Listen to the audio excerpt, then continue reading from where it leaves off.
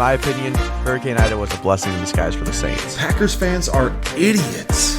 George Kittle loves to get yards, especially after the catch. Welcome back to Certified Beef.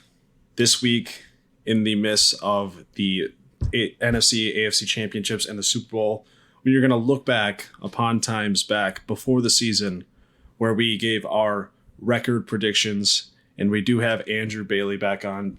Obviously, last year, I was the one who lost by stunning fashion by 0.5 points in just stunning fashion, and I suffered immensely. That was one of the worst days of my life. But basically how this is going to work is we're going to go through each and every team, their records, what we predicted them, maybe talk about it a little bit. It's something drastic, like where like someone, probably all of us are going to be drastic for teams like the Seahawks or the Bucks or something like that. But how this is going to work is you get 1 point. It's like golf. You want to have the lowest score possible. You get 1 point per win you're off. So if the one you guess 9 wins and they got 6, you get 3 points. But in cases of there's been a couple ties this year, each team, if they have 7 wins and they have 1 tie, it's going to count as 7.5 wins. We're just going to count a tie as a half a win, the easiest way possible. And then obviously this year, there was a cancellation of a game. So if it comes down to it and we have a tie, like how close it was last year, you're going to take the combined points of the Bills and the Bengals. And between those two, if there is a tie, the winner or the loser will be the one with the highest total. Hopefully it doesn't have to come down to that point, because last year it was very nerve-wracking being in the bottom 2 and ultimately losing. I think I lost to you, Brandon, didn't I? Yes, you did. Yeah, of course. It was. Then came the quote of, if you play bogey golf, you played a pretty good round. Yeah, and that's what I'm hoping to hear too this year. Obviously, Andrew, this is your first time going through the gauntlet of the Certified Beef record prediction. What are just some thoughts? And are you nervous at all? Looking at some of these teams on how I had them going versus how they actually did, a little bit was not expecting that NFC East to be as tough as it was this year. Yeah. Have you ever even tried any bit of Blazin Wing sauce before? No, I've not done the Blazin, but back when they had the ghost pepper wings, I used to get 3 of them, and it was awful the next day, and I want no part of that. Yeah, I don't blame you.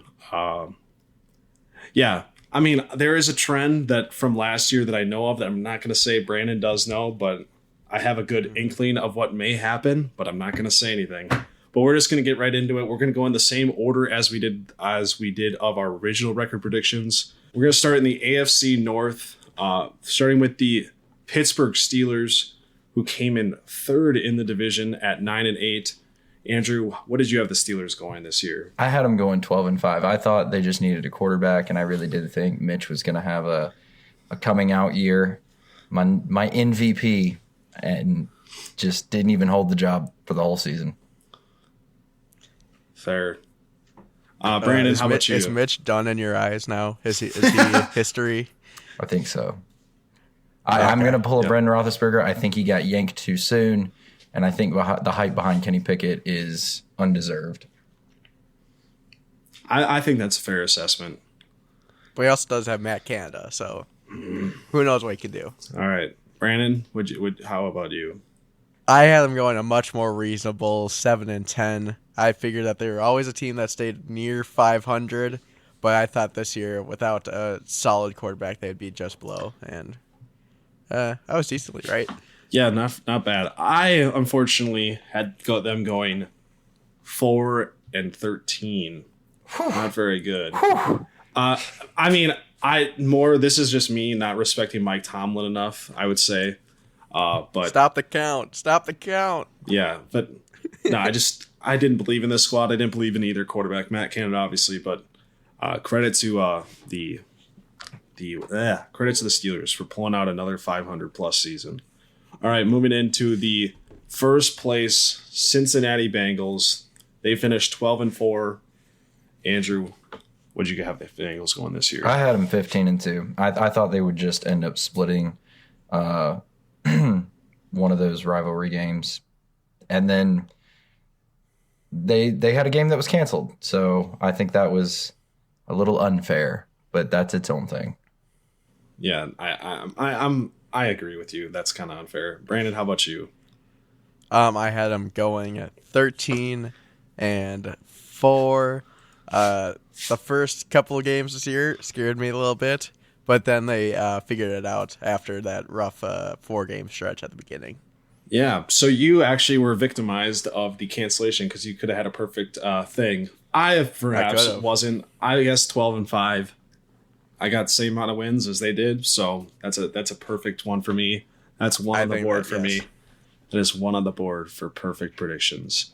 All right, next up we got the last place Cleveland Browns. Andrew, how about them Cleveland Browns for you? Dude, I had him going 3-14. I think Jacoby Brissett did a lot better than people expected.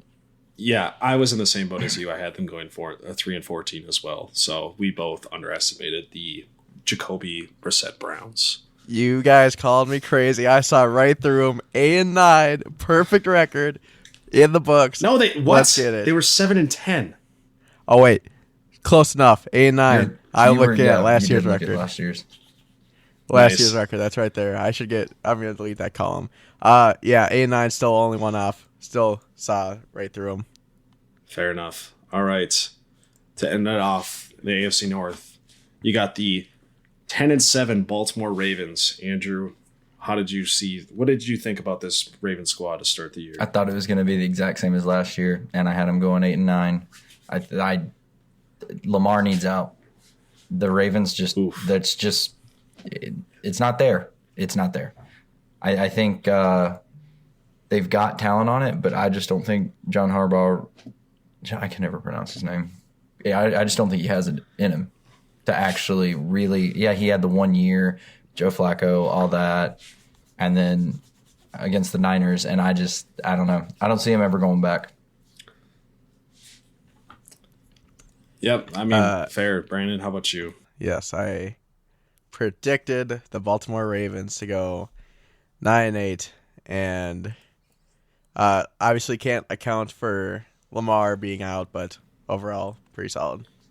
Yeah, I mean, Andrew, you had the perfect formula. I mean, you just didn't really believe in this team that much, and realistically, they probably should have gone that with Lamar being out, but they squeaked out a couple games.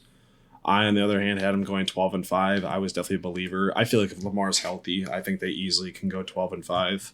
Plus, that defense played amazingly in the year. Moving on to the AFC East, we got the third place Patriots. They finished at a total of 8-9.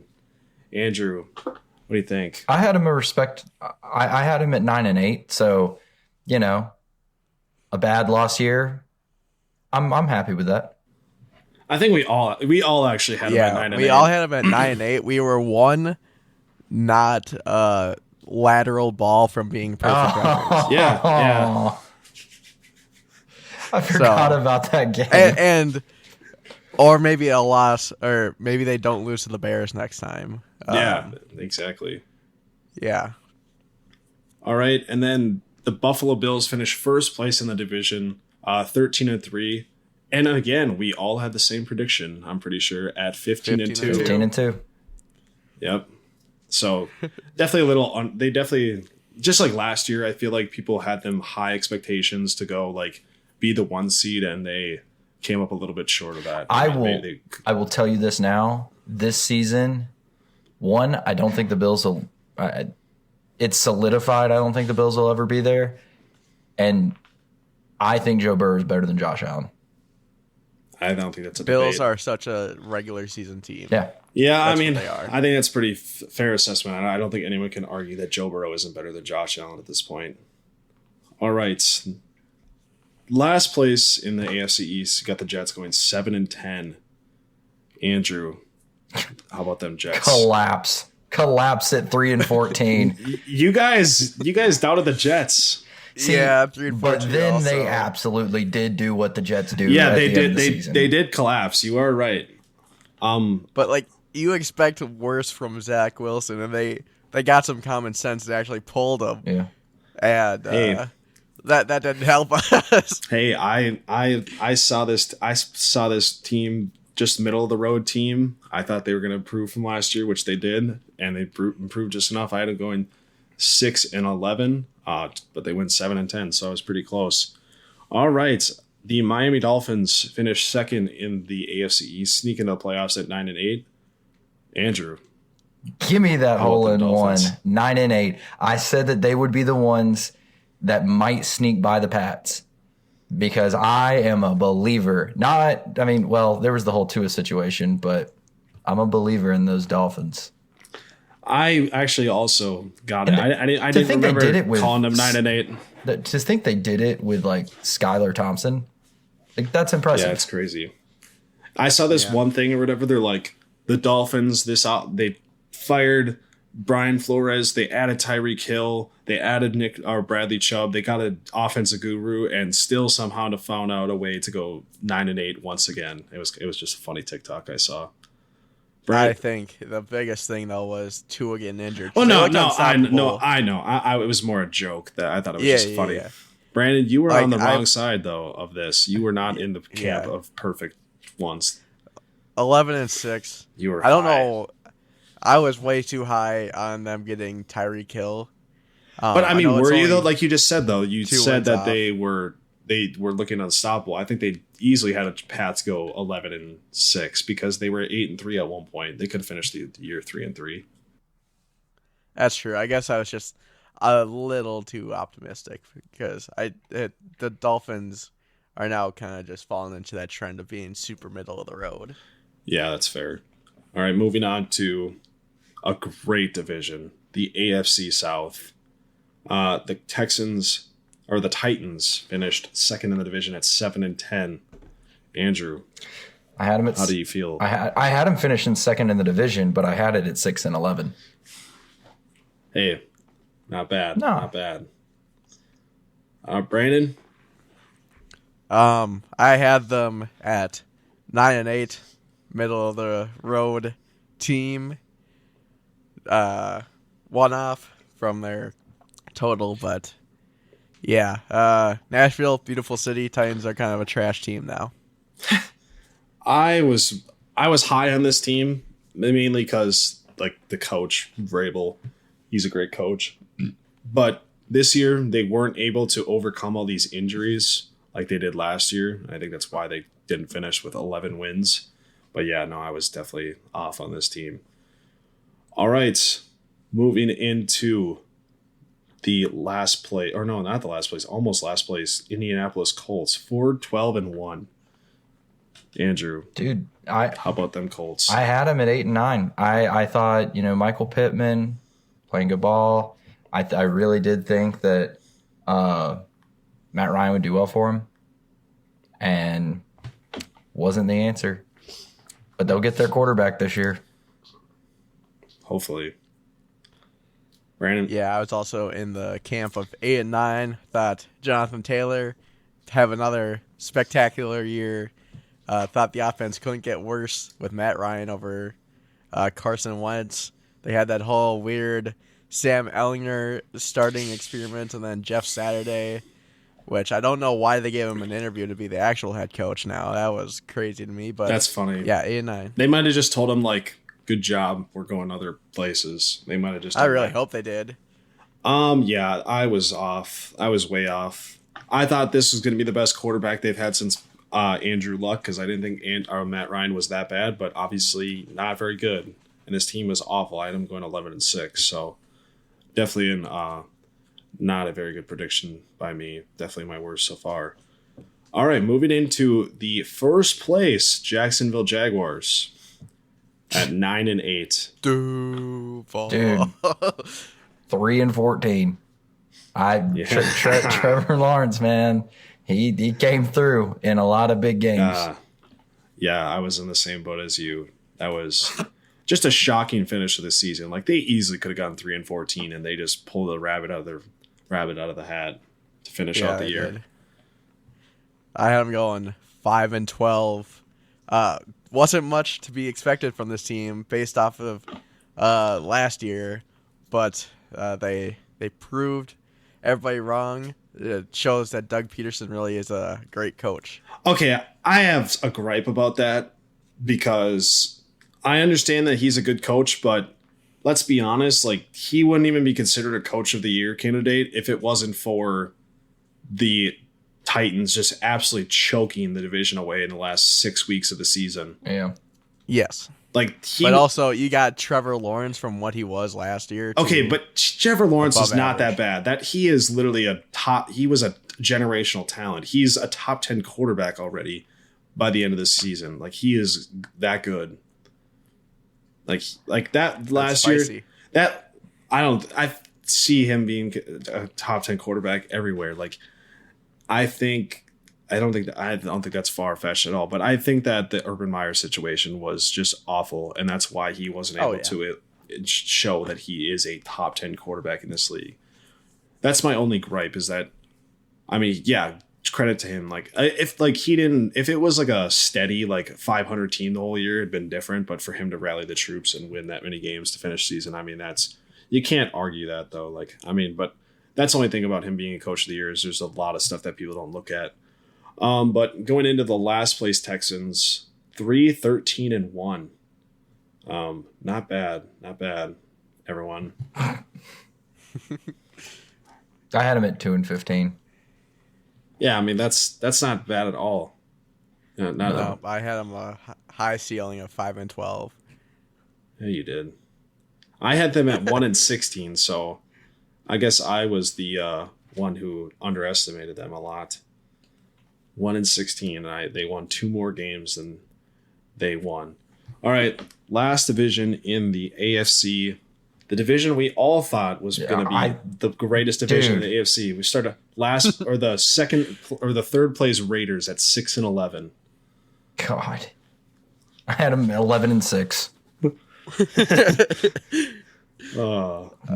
had them at 9-8. Get those Buffalo wings ready. Yeah, I also had them. I also had them at 9-8 with Brandon. I mean, they were going to be I think they were last for me in the division, and it still didn't matter. And they were still going above 500. Yeah. Oh boy. Yep. All right, and then the last place Denver Broncos 5-12. 11-6 again. 12-5. I mean, I don't know what it was. Russell Wilson just showed how weird of a dude he is. And I honestly don't think he'll make it in Denver that much. I think they will. They might end up trying to find some money for him, or some draft picks just to get something back for what they lost.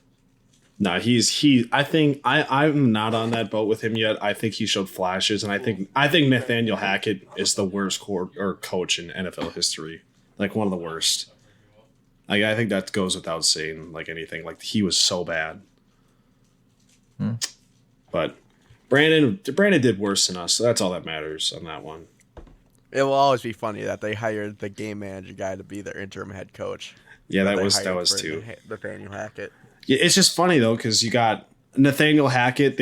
I guarantee they brought him as a coach to lure in Aaron Rodgers. Which I don't know if you guys heard, but when they did the interview process for him, they didn't even ask him anything about football. So if that's anything to say, and then I'm pretty sure the Jets hired him again to probably try to lure in Aaron Rodgers. Who knows if that will work. All right, moving into say he couldn't hack it. Jesus. Wow. Moving into the first place Chiefs, 14-3. Yeah, I think. Yeah, that was a team that was hard to predict, but it probably shouldn't have been. Andrew, I think it was one of those. We were very similar. Yeah, 11-6. Like I said, I thought this was going to be the toughest division to play in, and I thought there was going to be a lot of splits. And yeah, I did too. But I'll say this though, I know a lot of people. Yes, Patrick Mahomes right now is the best quarterback and probably the best overall player in the league. I'm telling you, man, Joe Burrow is not far behind him. I don't think it's as I don't think it's as spread out as people think it is. No, not at all. But I mean, They lost Tyreek Hill and got better. Yeah, that's that kind of makes crazy. no sense. Yeah, that just sucks. I 10-7. I thought they were gonna miss the playoffs because I didn't think the defense was that good, and I guess I should never bet against Patrick Mahomes. So Or the refs. 13-4, or the refs. Yeah. Oh, that's another story. Give me another 10 years of Tony Romo and Chris Collinsworth talking about Patrick Mahomes, please. I don't hear think it. Tony Romo is as bad as Chris Collinsworth. They're both bad, though. I don't think Tony. But the thing is Tony Romo talks about Joe Burrow and other quarterbacks just as well. I don't know. Maybe not. As long as they're not playing Patrick Mahomes. Yeah, that's true. All right, the second, and then finishing out the AFC West, we got the second placed LA Chargers at 10-7. Andrew, we didn't do too bad here. No, but I thought they were going to win the division at 12-5. I thought they were probably the most complete team on there. And yeah, that this defense definitely disappointed. Mike Williams getting hurt all the time. I mean, Allen. but the last injury that he had was not his fault. Like, he shouldn't have been playing. No. He should have been playing. No, he shouldn't have. That was just a horrible coaching decision. Yep. No, it was. Because and then Keenan Allen also hurt And Joey quite Bosa. a bit. He goes out all the Yeah. time, too. Yeah, they just had injuries upon injuries. Brandon, though, you were 14-3. mega high. I was really high on this team. I was like, oh, man, this is their year to do something. Chiefs, on paper, got worse. Brandon Staley, I just don't know how to feel about him. See, like, this team is maybe the top team on paper, and they can't do anything each and every year. So next year going into this, I'll have to put them at like 10-7 to save. I think to save it's myself. fair to say I don't think we should, like, as much as any team is going to get loaded up in the AFC West, I think it's fair to say, like, just don't pick anyone to win the division besides the Chiefs as long as Patrick At Mahomes this there. point right now, yes. Like, it's just nothing's going to change. No. So, like, you might as well just crown them 2023 AFC West champions at this point because it's probably just going to happen again. Yeah. And my Chiefs are frauds take is just gonna die on a hill. It's gonna absolutely die on a hill. I've been saying that for so long, and it just nothing has ever happened to prove that they're frauds. And There was one game that happened, and that was the Colts game, and that was it. but I wasn't on them being frauds then. It was more like when they barely beat Tennessee at home. Like, I could see that, I could just see right through them, and I thought I did, but apparently not, because that defense is playing amazing right now. All right, moving into the NFC, we got the Philadelphia Eagles, first place Philadelphia Eagles at 14-3. Shocking. Absolutely shocked. I saw this one coming. And I had them at 10-7, a respectable 10-7. I mean, I had them finishing second in the division, but yeah, no, you were not like discredited. I thought they would be better. I didn't think Jalen Hurts would have the year he did. And I mean that defense is good, and they're a fun team to watch. As much as I hate the city of Philadelphia. Same. It's silly, man. Shut up. I had them at 12-5, so also respectable. Did not think that they were gonna start the year as hot as they did, even though I probably should have. Oh well. I pretty much predicted this. I'm pretty positive I had them starting out like 7-8-0, like they did. I had them going 13-4 as the one seed in the NFC, like they did, just because their schedule was so damn easy. Like, that's the only reason why I thought they were going to be this good. But, they definitely shocked a lot of people, but I guess not me, just because they had an easy schedule. All right, moving into the third place, New York Football Giants at 9-7-1. Guys, 2-15. What are you doing? What are you guys doing? 2-50. I mean, Daniel Jones, first year head coach. Come on now. Nobody expected Mike Kafka to be that good of an O coordinator. Exactly. Yeah, I mean, I guess Brian Dable. I didn't think he was going to be that good of a head coach. I thought it was a goofy ass signing, but and in all honesty, I thought Saquon would probably end up getting hurt again. Yeah, that's fair. That is fair. He was durable this year. I had them going 5-12, so like nothing to brag about here. I just had a leg up on you guys. I didn't think they'd be this good. Like how they started the way they started the year was absolutely crazy, and then they were just one of the worst teams to finish the year, and I'm not surprised they got killed by Philly. All right, next up, the America's team, the second place Dallas Cowboys, 12-5. Boom, 12-5. I did not boom, 8-9. Brandon, you were so down on them.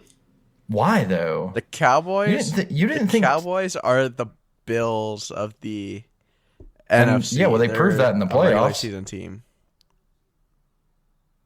They proved that they were good in the regular season, but they choked in the playoffs. Yeah. Yep. Their defense, though, that's why I thought they would be this good. Like, I mean, I only had them going 10-7, but like 12-5, I could see just because that defense was so good. I look at their offensive weapons though. I mean, they have two good tight ends. Dak is a good quarterback. You've got a two-headed monster with Tony Pollard and Zeke. And Zeke's still putting up numbers. I honestly thought Tony probably should be the one back. And oh no, he definitely should. It's not close. But Zeke is bad. Like his advanced metrics are so bad. He is so garbage. But I mean, the thing is, Brandon, you say like, oh, they got Dak, but I know Dak threw a ton of interceptions, but they were scoring like the most points in the league at like that when he came back after his injury. So as much turnovers as he was forcing, their defense was making up for it too. It's just so infuriating how average he is for Dallas. Oh, like he's just the most average quarterback ever, even below average sometimes. Yeah. Yeah, I don't know. He costed them in that divisional game. He almost threw like 5 picks in that game instead of 2. Yep. All right. The Commanders, last place, 8-1. Just the definition of mid. That's just the most mid team. But that was like the worst team in the division. Just a great division. No, it was. I mean, that was the division that we thought the AFC West would be. And it's funny they're right next to each other. But I mean, I had them at 7-10. I had a really respectable thing. I thought they were going to take a step up. I think they showed signs of actually being a really good football team. Sam Howell's the future. Hopefully. We'll see. He did look good. When they let him throw. You can tell that's a Ron Rivera team, though. Being a Panthers fan, like, it's run up the middle. You're third and long. Let's throw it 52 yards. Yeah. But you also do got 2 solid running backs in Brian Robinson and Antonio Gibson. And Antonio Gibson's a good receiving back, too. I think he's better than Brian Robinson. I also agree, but that's just me. Brian Robinson is just a tough runner. He just beats up the defense. Is basically all he's there to do. He has got nothing else to him. He's kind of like Zeke. Zeke is just dog shit. But Brian Robinson's young and has potential, and Zeke is just way past his prime. Alrighty, that's sad. I had him at 5-12. Didn't know what to expect from Carson Wentz coming into the year. Taylor Heineke provided that spark they needed after the rough start that they had. Didn't know what Brian Robinson and Antonio Gibson were going to look like, what Brian Robinson was going to look like after the whole incident at the beginning of the year during training camp. Just a lot of uncertainty with this team. So, 5-12. Yeah, I mean, not very good for my part. 2-15. That was rough. I did not see them being this good. I think it was mainly Carson Wentz. I just thought Carson Wentz, you are dog shit. So that's kind of why I thought that. I mean, he is, but Taylor Heineke gives you that spark, I guess, to win a ton of games like that. All right, moving into a very interesting division. Yeah, that's one way to put it. Yeah, the NFC South. Don't even know what place they are, but we're just going to go with tied for second. Atlanta Falcons, 7-10. I had them at 3-14. I mean, I thought I did. I mean, They were the worst team, like by far in that division, but the Bucks just let everybody down. Yeah. And honestly, the Falcons never should have beaten the Panthers, but that's something. Missing an extra point. Me and Brandon both. 2-15. 2-15. Yeah, thought they're going to be one of the worst teams in the league. Hey, I won that one. There we go. I'll take it. Yeah. All right. Oh boy. Next up, the tied for second New Orleans Saints at 7-10. Yeah, I had them at 7-10. I mean, that's pretty much where exactly I thought they would be with Jameis and all that. Like, they're not a good football team, but they are what they are.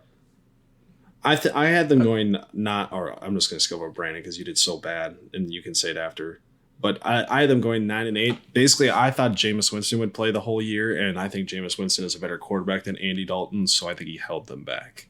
That held them back from going 9-8. But Brandon, let's hear your Saints spiel. How the fuck? The Saints are also kind of like the Bills and the Cowboys, kind of a regular season team. I overestimated. I also thought that Jameis Winston was going to be playing the entire year. Overestimated what I thought Dennis Allen could do and what the effect the coaching change was. I know he was from in the system, but still a new kind of regime type of deal, so didn't know what to expect there. Put him too high. Yeah. Moving on to Andrew Bailey's tied for second Carolina Panthers at 7-10. I had them going 10-7. I mean, I really did. I thought Baker would be a lot better there with a healthy shoulder. Honestly, I don't think they ever should have cut him. I would have really, really liked to have seen what he could have done with Steve Wilkes, because that team got a lot better the second the garbage Matt Rule was gone. I was trying to give him a little bit of the doubt. They got rid of him. Stinks they got, Son Reddick had to leave. Christian McCaffrey, I've been saying for years, I think you need to get rid of McCaffrey. Just trade him while he's got the draft stock. They did it, and it helped both teams. And I would have liked to have seen Baker actually be able to play on that team, because at one point, I mean, they had, good God, how many quarterbacks did they run? Jacob Eason, PJ, Baker, Sam Darnold, Jacob Eason played. Matt Corral never got to play. Was it just those four? I think that's yeah. So four, yeah. And if you got four quarterbacks, you got none. They all, and it's weird. All three of those guys that got hurt, Baker, Sam, and PJ Walker, all got a high ankle sprain. I don't think you'll see turf next year in Bank of America Stadium, because that was rough. I don't know why they have one. I don't know. I don't know. It's awful. I mean, that grass looked so much better. But anyway, I had them going 10-7. They went 7-10. Still finished second in the division. Didn't think they'd give the Bucks as much of a run for money as they did, but we'll get to that part in a second. The fact that they were still in the playoff hunt. I was at that game when they lost to the Bucks, and that right there, that game cost Steve Wilkes the head coach job, because they had a 10-point lead or an 11-point lead with 10 minutes left in the fourth quarter, and they lost by 8.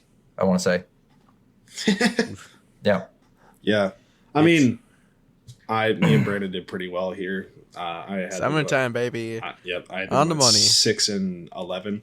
Now, when you first said their prediction of 10-7, I thought you were crazy. I don't know about Brandon, but I thought you were crazy. I just didn't say anything about it. I did too. But there was flashes there. I definitely could have seen this team going 10-7. They had the capability of doing that. Yeah. I mean, they never should have lost to the Browns in week 1. They shouldn't have lost to the Falcons.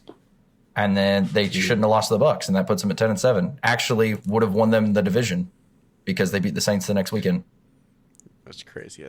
So obviously they just hired Frank Reich. Would you rather have seen Steve Wilkes come back? No, I don't think defensive. But are you excited about Frank Reich, though? I think he's an offensive guru. I think he's learned from a lot of mistakes, and I think he had to have certain guarantees coming to Carolina that, like, hey, we're going to get you a quarterback because I think he got handed a crappy situation with Andrew Luck retiring. And I think just the Colts were already on a downhill slide. And I think that's what cost him. So I wanted an offensive guy. Would I've liked to have seen someone a little younger? Yes. But Ben Johnson.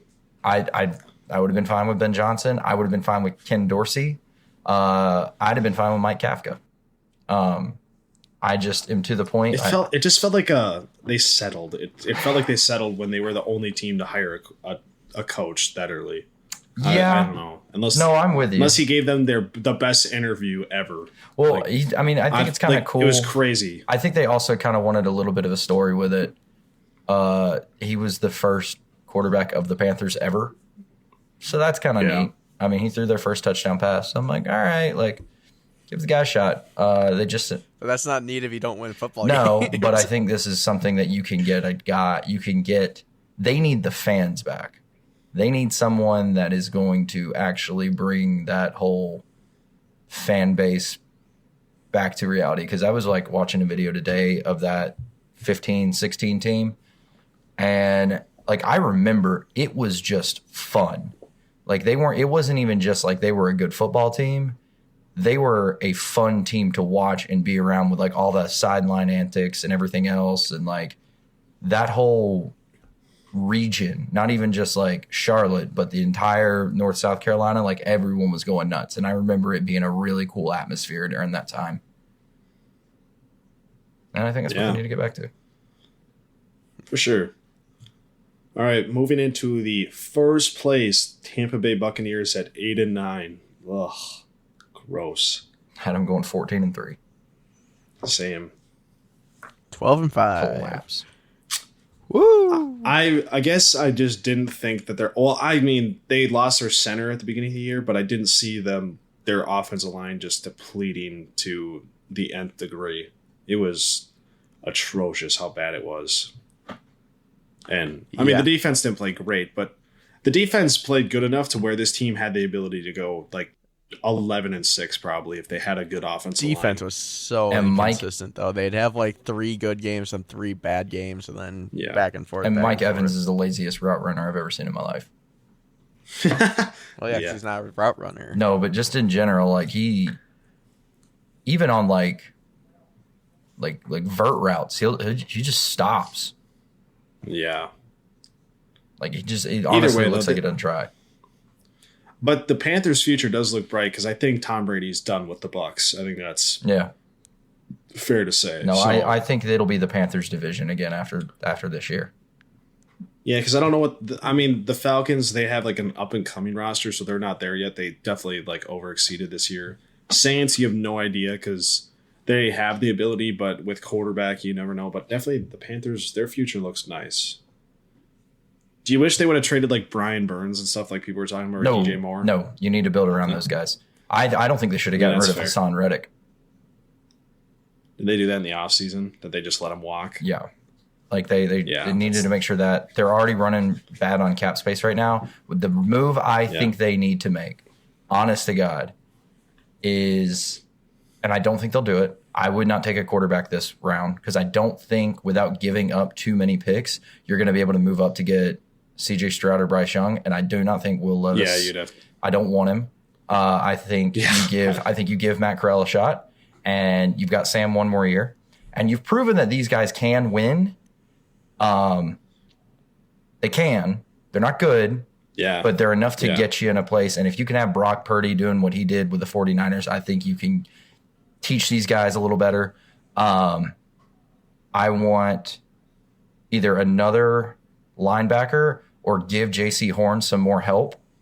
Because now he's had 2 season-ending injuries back-to-back, and so you have to like really be concerned about that. You need to go after, I think, a corner in the first round, and I think you need to get rid of that 2nd and 3rd round pick that you got from Christian McCaffrey and go after and trade to the Cardinals for DeAndre Hopkins.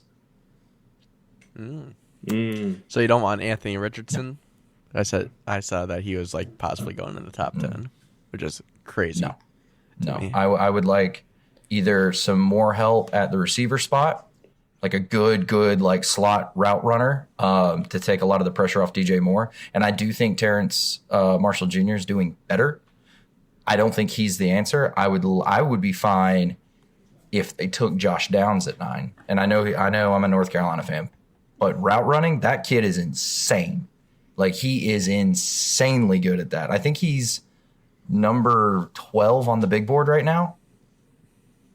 Yeah, he's probably a first rounder. So I've seen him going all the way up to 10. I think is the one I saw. So like I think he's got the capability to do it, but I do think that defense needs a little more help with the corners because Mike Evans burning us for 240 yards receiving. And they were all the exact same pass play. You can't have that. So I think you need some more help. Now, granted, J.C. Horn wasn't playing that game. I think J.C. Horn's probably the best corner in the league right now, if you had to ask me. He's got the highest grade. Yeah, he's really good. He's top. He's just got to stay healthy. Yeah. No, Anyway. that defense, though, that defense is very like that is not necessarily your problem, I would say. I think it's more offensive wise. Well, we've been building up that defense for quite some time. The offensive line is a lot better than it has been. Icky, that was a good draft pick last year. But now I think it's either go find some weapons if you can't get your guy, your quarterback, and then next year you would have pick of the damn litter. You've got Spencer Rattler leaving. You've got Drake May leaving. You're going to have Caleb Love, not Caleb Love, Williams. Caleb Williams leaving. You'll have Bo Nix leaving. A lot of good quarterbacks next draft. Like, it might be Cade McNamara. Shut up, Brandon. and then what's his name from Washington too? I can never. He's Michael Penix. Yeah, Michael Penix Jr. Whatever his name is. Yeah. Yep. A lot of good quarterbacks that are going to be heading out next season, and I think that's where, if you're not going to be, because I don't think you're going to be able to get it this year. Yeah, probably not. So I wouldn't waste the draft pick on a guy like Will Levis to maybe work out when you just drafted a quarterback last year. Plus, he'll probably won't even be at your pick though, so you don't even have to worry about that. Nah, he probably will. Will Levis, I think he's going to go top 5. That's how. Who do you think is going to take him? I really hope he might go number That'd 1. be crazy. Over Bryce Young. Mel Kiper has him as his number 1 quarterback right now. No, I would take Bryce Young in a heartbeat. Oh no, I would the, too. The rest of that team let Bryce Young down, not the other way around. CJ Stroud, I'd still rather have CJ Stroud over Bryce Young. Oh yeah, size. Yeah, no, 100%. I think that's what's killing Bryce Young's draft stock right now is people don't realize how short that man is. Yeah, he is a midget of a quarterback. No, they were showing pictures of him up against Mark Ingram. He was the same height as Mark Ingram, and he's 5'9". Mark Ingram is. Yeah. You'll also have Dylan Gabriel next year. That'll be on the board that you can take in a third round if you can't get a quarterback. You can take like that group next year is going to be so strong that there's going to be guys that are going to slip and you're going to get a steal. And then that's how you end up with like a guy that drops in the late first round that somebody can pick up. And then that's how you end up with a Pat Mahomes is you get a guy that slips down in the draft and is already on a solid team and then just dominates. Yep. Anyway, sorry, off my soapbox. All right, NFC West, you got the second place Seattle Seahawks, the 7th seed, barely sneaking it in. Good Lord. Clean sweep of the board right here. 3 and 14 from all of us. Yeah, this team obviously shocked us all. Geno Smith played well. Okay, this is one thing. We were talking about, I just brought up Geno Smith. These comeback player of the year nominees are some of the worst I've ever seen in my life. What are they? Geno Smith, Saquon Barkley, and Christian McCaffrey. Okay, Geno Smith, absolutely. No. Okay, my point is the only one that's valid is Christian McCaffrey because he came off. He's been injured the last 2 years. He played like a total of 11 games, I think, total last 2 years. Saquon Barkley played 14 games last year. That is not worthy enough of comeback player of the year. And Geno Smith didn't come back from shit. He was just ass, and he found a good team, and he's a game manager. Being ass. That's not valid. That's not a I'm valid. pretty sure the comeback player of the year is like either had a solid season after an injury or most improved player. That's what it is. But that's fucking stupid. That have a most improved player award. Don't come. I know, but comeback player of the year. It's called comeback. The one person that should be win comeback player of the year that I've seen people talk about is Brandon Graham. Brandon Graham should be the comeback player of the year. He tore his Achilles last year to start the year. He's in his early 30s, I'm pretty sure, and he had a double-digit sack season. That is a guy that should win comeback player of the year. Not Christian McCaffrey is the best option, who had a solid year, a Christian McCaffrey healthy type year where he played a full season. Not a Saquon Barkley, who played 14 games last season and had his best year since his rookie year. And not Geno Smith, who just is sucking ass his entire career. From playing left bench. That's fucking stupid. Like, the criteria for this award is a comeback player. Geno Smith is coming back from being... He literally isn't coming back from anything. Coming back from his 6-7 year absence of playing NFL quarterback? He's just a dog shit. It's a dog shit award this year. It's one thing that just pissed me off is that. And Geno Smith will probably win it, and it's going to be one of the worst comeback player of the year of NFL history. Sorry, just had to rant about that because it just bothered me so much. Fair enough. But moving on to the last place, Arizona Cardinals at 4-13. Had them 9-8. Hey, That's rough. That just was not it. I mean, I know you went some time without DeAndre Hopkins, but come on. Jack, what the hell are you doing? Brandon, how the fuck did you think this team was going to be bad? Because it's the Cardinals. It's Cliff Kingsbury. They went 11-6 the year before. Yeah, that's what I'm saying. You gotta put a study contract. Did you really think losing Christian Kirk was going to hurt them that bad? And they added Hollywood Brown. No, but I learned from the year before. Even though they did go 11-6, they're still. I mean, Warzone 2.0 did come out. Yep. Yeah, I mean that's fair. Cardinals poverty franchise. Yeah, fair. I had them going 11-6, so I thought they would just be just as good because they didn't really have any. They didn't lose anything on the roster, so I don't know. And they improved their offensive line a little bit, so I thought they would be better, but obviously not. Moving into the first place, San Francisco 49ers at 13-4. Had them at 9-8. Thought they were just going to be average. I also had them at 9-8. Yeah, that's a perfect score right there. Definitely didn't see them losing Trey Lance and Jimmy Garoppolo and Brock Purdy, just continuing where they left off. That defense is good. He continued where Jimmy Garoppolo left off, not Trey Lance. Yeah. I think this team would have been closer to 500 with Trey Lance as their quarterback. Whoa. No way. Yeah. No way. Yes. They already said that Brock Purdy is their starter next year unless Trey Lance takes a huge step forward. Okay, I'm going to say this right now. There's no way Brock Purdy starts next year because Trey Lance is going to have the entire offseason as the QB1, and Brock Purdy is going to come back at training camp, maybe. Maybe not even that.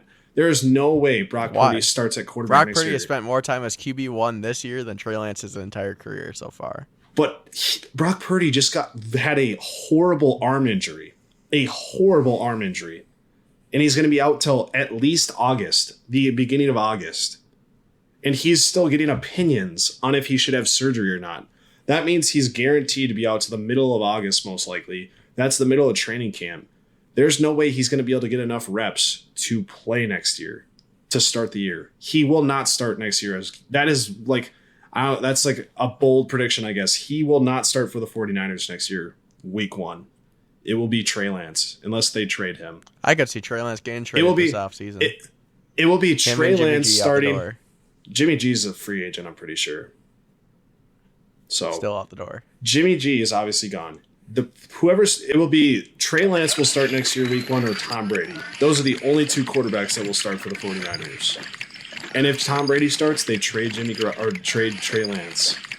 because the problem is that they were already debating on if Trey Lance or Brock Purdy was going to start. Now you have a way to get out of this. Start Trey Lance. You already invested all that capital into him. I know you spent a 7th round pick on Brock Purdy, but you have all that capital invested in Trey Lance. You have the opportunity to start him because Brock Purdy won't be healthy. That is why I think he will be starting next year and not Brock Purdy. Not because Brock Purdy doesn't deserve it. I'm not saying that. I'm just saying Brock Purdy is not going to be healthy to play is the big thing. But how about them Rams? Yeah, I agree. God, just fucking stupid as rants, but whatever. All right, Rams 14-3. 5-10 or 5-12. 14-3.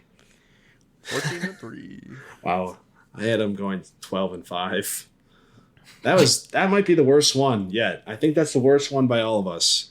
That's even worse than Seattle and the Falcons. Yep, you don't expect you don't expect a Super Bowl team to go down. I mean, it wasn't just that. Cam Akers was was it Cam Akers? Yeah. Yeah, it was bad. Yeah, I get him and Austin Eckler confused. No. Cam Akers was terrible up till like right at the end he got a little better, but they just good Lord. That was ugly. That's all there is to it. Yeah, they just didn't they were just unhealthy the entire year. Yeah. I mean, but they also didn't play good even when they were healthy, so it didn't really make much of a difference. Couldn't find a groove. Well, but their offensive line, that just like literally them and the Bucs, their offensive lines were so decimated. That was their problem. Yeah. All right, our last division, the NFC North. We got the last place Bears, 3-14. Clean sweep, baby. Yep, I think we all had them 2-15. 2-15. All right. Next up, we got the second place Detroit Lions. Dude, what did I say? What did I say? I had the Lions at 10-7. And I said that they would cause some issues with that division, and they did. Yeah. I had them at 7-10. Was hopeful for them. They exceed my expectations. I perfect score by me again, 9-8. These Lions, I told you they were going to play a lot better this year. Now let's go. This is awesome. Third place, Green Bay Packers, 8-9. I figured they'd go 11-6. I was off. Yeah, me and Brandon. I mean, I was just above you at 12-5. So, and then 13-4. Thought A-Rod still had it. I don't even know if it's so much he doesn't have it or he has just given up on being in Green Bay. Yeah. And that defense was kind of bad. Yeah, that defense did not play up to par. They were supposed to be a top 10 defense, and they were nothing but a middle of the pack defense. I said, all right. I remember saying, and this is a good transition because we're going with the Vikings, right? Yeah. Yep. Okay. Say what the Vikings went.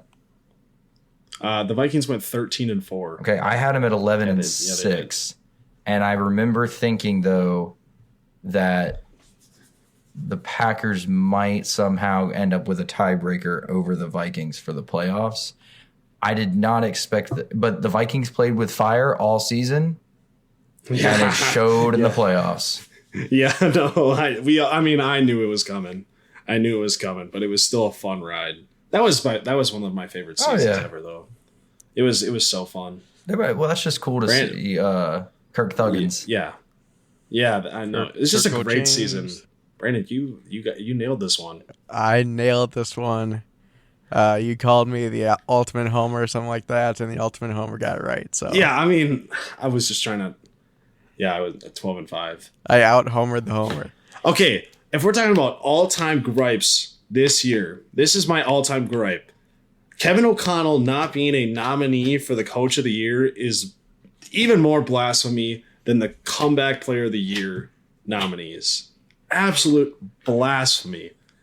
You have Nick Sirianni with one of the most talented teams, with one of the easiest schedules, obviously best record, whatever. Fair enough. You can get that. Then you got Brian Dable. He went they were so good at the start and ass at the end. It got a team that was a rebuilding team to the playoffs. Fair enough. Doug Peterson barely made it to the playoffs. But Doug McDermott, why is that his name? What's his name? Sean McDermott. Sean. Why the fuck is Sean McDermott a coach of the year candidate? They had high expectations and they either reached them or didn't. They reached their high expectations of a team. How the fuck is that a coach of the year? And then I think, who's the last one? Oh, Kyle Shanahan. That's a valid one. But yeah, like when it comes to coaching, there's a lot of things. The Vikings the previous year were one of the worst teams in one-score games. Absolutely horrible. And what does that come down to? It comes down to coaching. This year they were 11-0 in one-score games. There's nothing to be said. Like Kevin O'Connell, what he did with his team is not talked about enough. And I understand like blah blah, like the point differential thing, like whatever, you get blown out in 3 out of the 4 games you played. Or you lost. I mean, kind of all of them. But still, like that's something that's what a coach of the year should be recognized for, is bringing a bad team like all these other guys besides Kyle Shanahan and Nick Sirianni to the playoffs or to a good record. Not Sean McDermott, who brought a great team to the playoffs and won the division. It's just, I think it's absolutely stupid that he wasn't even recognized. I didn't expect him to win it, but for some reason, I don't know about you, Andrew, but the way we feel as Vikings fans, it's like a bad thing for the NFL for the Vikings to be good. Because I gotta be honest with you, man. I'm with you, but there is like that's just being a fan.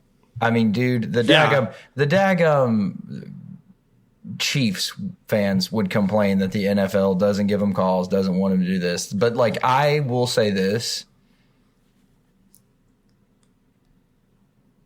It's easier to complain about than others. Yeah, no, I mean, fair. I mean, it's just, I mean, I like whatever. It's just that I felt like the Vikings were not talked about at all this year.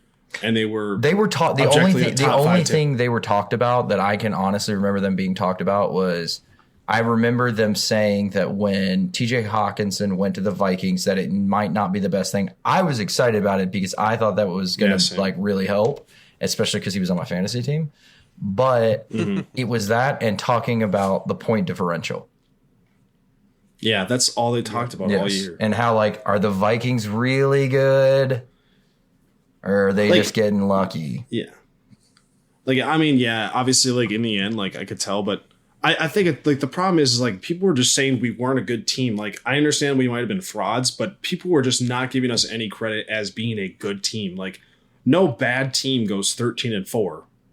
Like, that's just not going to happen. That's just not possible. But it is what it is. Like, it's still one of my favorite seasons. I think this is by far my favorite team. Kind of like with you, with like the 15-1 Panthers, like something you look back on. It's like this is a team that I'll look back on, even though there wasn't as much playoff success as you guys had. Like, this is still a team I'll look back on and love, because there was just like the Kirko Chains thing and everything. It was just a good season. Kirko Chains just died after like week 4. Yeah. To go with what you said though about the whole fans thing, like I felt the same way when like I was like, there's no way they're gonna let us beat Peyton as last year. It's like the second they called the Jericho Cotchery no catch a no catch, even though his arm, that was more of a catch than Devonta Smith's catch the other day. Yeah, I mean, that's a whole nother deal. Jesus. But yeah, no. So it's like one of those things. It's like, I don't know. I don't think it's all rigged, but I think there are certain things that happen that it's like, come on, man, come on. Like it's like it's that the NFL doesn't do anything, but there's definitely things that the NFL wants to happen versus other things. Right. Yes, it's definitely it's evident. All right, well, we finished it all. Now we are going to go through the points and add them all up, and we'll see who is the winner of this entire thing. All right, in second place we have Chief Beef, 102 points. Wow, this Yeah, is way weren't worse we than in the last year. 70s Holy last year? crap. Or is 80? Yeah, I think it was 70s. All right.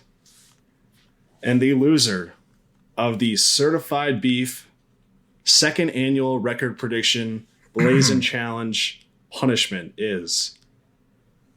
Fuck! God damn it, Andrew Bailey, I'm so sorry. Oh my god, I can't. Oh my god, I can't. I'm actually surprised. It is official. Andrew Bailey is the loser. Unfortunately. Holy shit. Wow. I mean, before we even started recording, you said you were like, "Yeah, I don't feel good about this." No, I'm telling you that I was that AFC, Brandon. That AFC West, the NFC North, and the NFC South, like that threw a lot of things off. I'm 27 now, y'all. Yeah, this is gonna take a toll. Let's get up there. My poor ass. All right, well, that's gonna do it for us here at Certified Beef. Catch you guys in the next one. Peace.